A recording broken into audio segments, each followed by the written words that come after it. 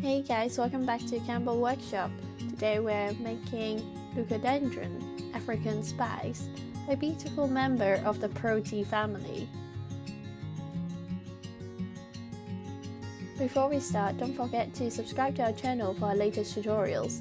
If you like what we are doing, you can also join our not-so-secretive community on Patreon, or join our membership on YouTube for exclusive content and templates, link in description.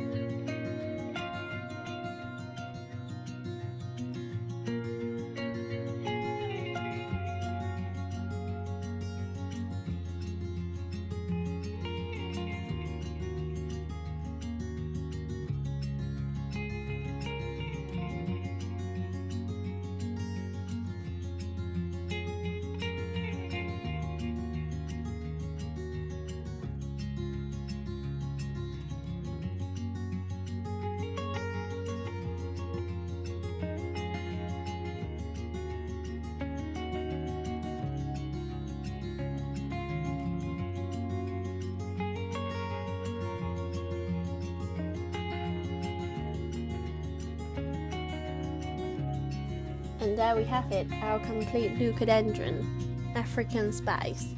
I hope you enjoyed today's tutorial and found it helpful.